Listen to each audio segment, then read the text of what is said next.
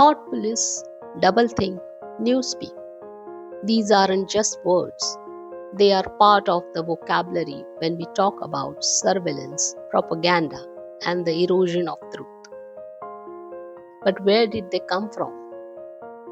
The man who gave us these powerful concepts was George Orwell, the master of dystopian fiction and social commentary.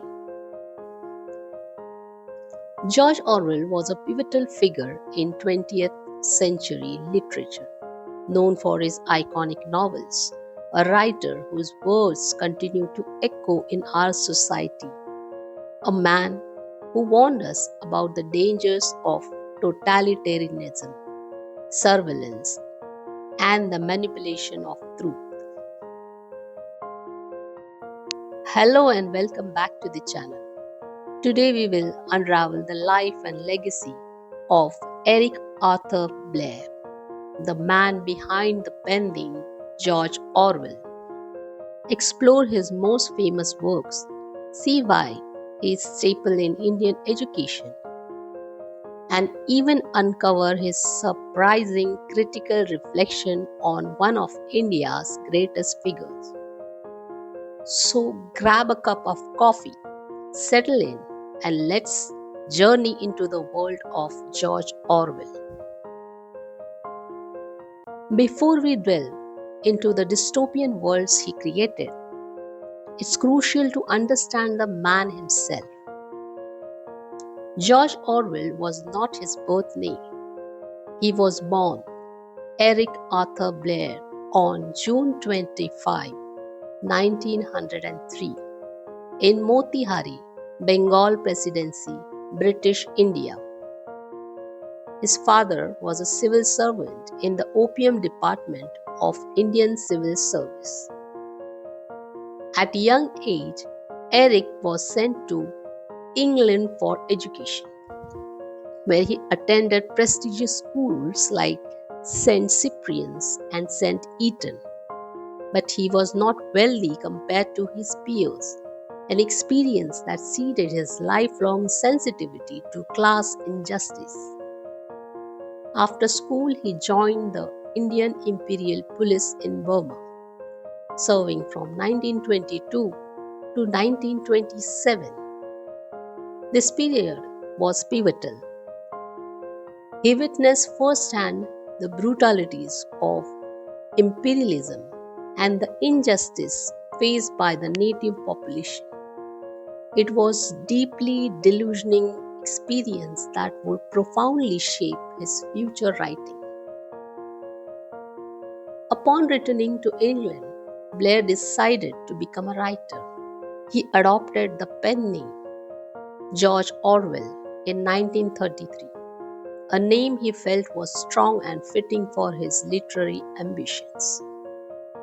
George being a common, sturdy English name, and Orwell after a river in Suffolk, England, a place he held in high regard.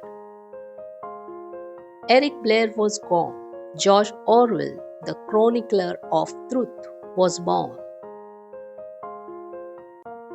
Without a doubt, Orwell's most famous work is 1984, published just a year before his death. This novel is a chilling exploration of totalitarian society where the ruling party, led by the enigmatic Big Brother, exercises absolute control over every aspect of life. Concepts like Big Brother is watching you, thought police, newspeak, and doublethink have become ingrained in our cultural lexicon. The novel depicts a world of constant surveillance, historical revisionism, and the suppression of individual thought and freedom. Orwell masterfully shows how language can be used to control minds and how a government can rewrite reality itself. It's a stark reminder of the fragility of freedom and the dangers of unchecked power. A few years earlier, Orwell gifted us Animal Farm, while 1984 is a direct warning. Animal Farm is a satirical fable, a thinly veiled allegory for the Russian Revolution and the rise of Stalinism. The story follows a group of farm animals who overthrow their human oppressors, hoping to create a society of equality and freedom. However, the pigs, led by the cunning Napoleon, gradually seize power, becoming even more tyrannical than humans they replaced.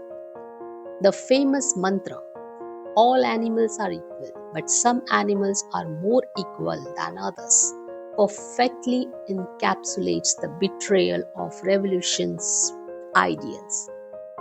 It's a profound commentary on how revolution can be corrupted and power can be abused. Beyond his novels, Orwell was also a brilliant essayist. One of his most powerful essays is Shooting an Elephant, published in 1936. In this deeply personal essay, Orwell recounts his experience as a young police officer in Burma, forced to shoot an elephant. He describes the internal conflict he felt, the pressure of his role as a representative of oppressive British Empire versus his own moral feelings. An incident where, as a police officer, he feels pressured to shoot a rampaging elephant to maintain colonial authority, even though he doesn't want to. The essay is a raw and honest reflection on psychological toll of imperialism, both on the colonizers and colonized. It's a testament to Orwell's ability to dissect complex moral and political issues with unflinching honesty. You might be surprised to learn just how relevant George Orwell's work remains, especially in the academic setting. In India, many of his books are regularly featured in university syllabus, particularly in English literature and political science courses. Why is it so? Orwell's sharp analysis of political systems, propaganda, and the abuse of power resonates deeply in a country with a rich history of political movements and diverse governance. 1984 and Animal Farm serve as crucial cases for understanding totalitarianism, authoritarianism, and the importance of democratic values. Students learn to identify the warning signs of oppressive regimes. His exploration on how language can be manipulated to control thought through newspeak in 1984 is a vital lesson in critical media literacy, especially in our age of misinformation. Essays like Shooting an Elephant offer crucial perspective on the legacy of colonialism, a history that has profoundly shaped India. It's a testament to the enduring power of his writing that he continues to inform and inspire new generation of thinkers.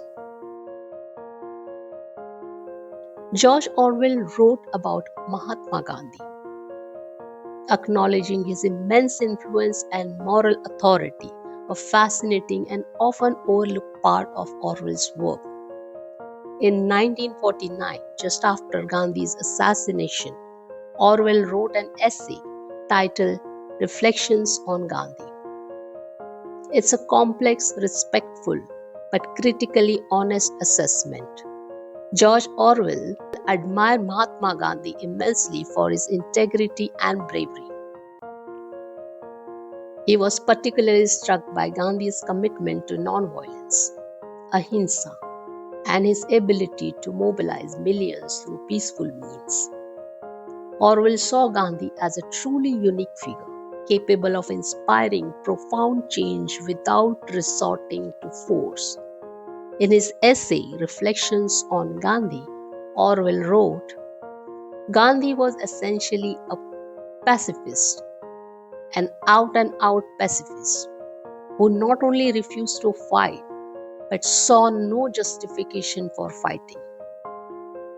However, Orwell also grappled with the practicalities of Mahatma Gandhi's philosophy, especially in the context of a world facing violent ideologies. He admired Gandhi's personal integrity, but sometimes questions the efficacy of pure pacifism against brutal regimes. Orwell questioned whether satyagraha, a non-violent resistance, could work against a truly ruthless modern totalitarian states like Nazi Germany. He wrote, it is difficult to see how Gandhi's methods could be applied in a country where opponents of the regime disappears in the middle of the night and are never heard of again. Despite his differences, George Orwell recognized Mahatma Gandhi as a spiritual leader of immense stature, a man who demonstrated the power of moral conviction and non-violent resistance.